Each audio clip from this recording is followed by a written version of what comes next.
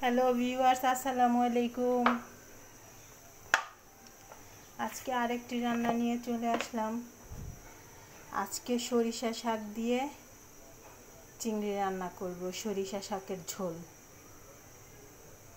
তো একটু সরিষার তেল দিয়ে দিচ্ছি।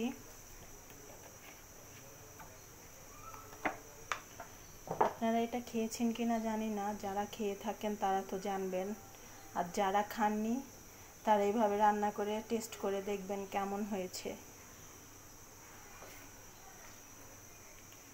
তো আমি একটু পেঁয়াজ দিয়ে দিচ্ছি।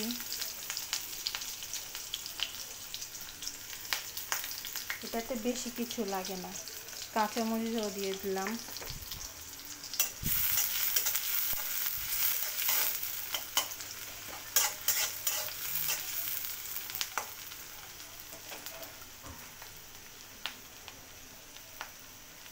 এর মধ্যে একটু চিংড়ি দিয়ে দিচ্ছি।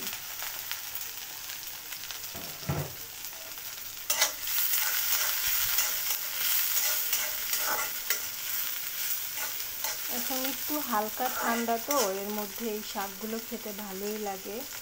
আরও ঠান্ডা পড়লে তখন আরও ভালো লাগবে, বিশেষ করে আমার ভালো লাগে।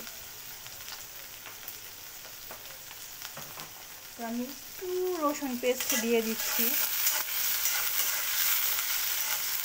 এটা একদম হালকা মশলা হবে, মশলা ছাড়াও খাওয়া যায়, কিন্তু আমি একটু মশলা দিব। একটু পানি দিয়ে দিচ্ছি।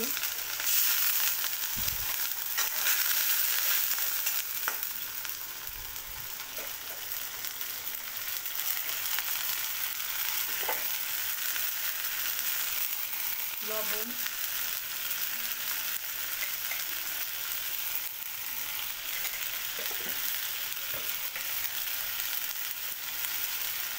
মরিচ,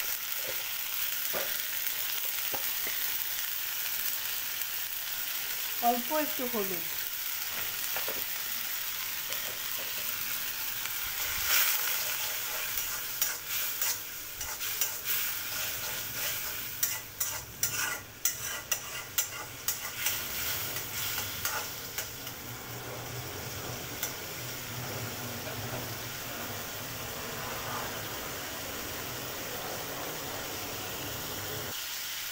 এখন আমি শাকটা দিয়ে দিব।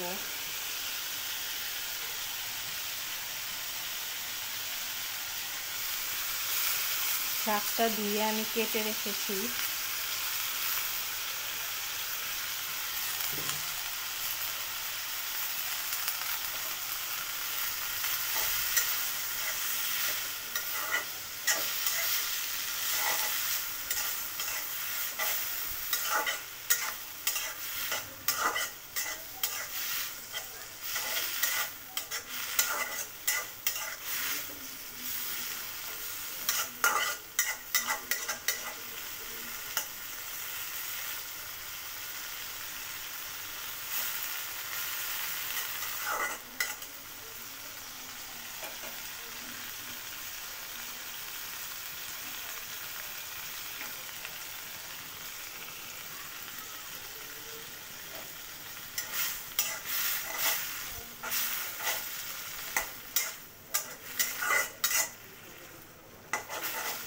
শাকটা অলরেডি মজে গিয়েছে, আর একটু কষানো হলে আমি একটু পানি দেব, কারণ শাকটা একটু ঝোল করব, তাই আমি শাকে পানি দিয়ে দিচ্ছি।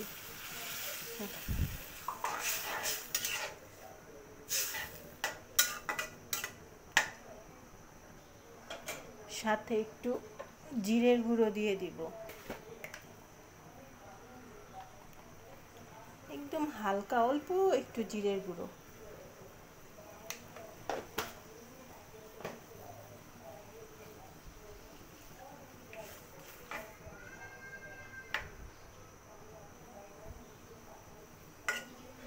এখন দুটো বলক উঠলে আমি শাকটা নামিয়ে ফেলবো। তো আমার শাকটা বলক এসে গিয়েছে, একটু পরে আমি নামিয়ে নেব।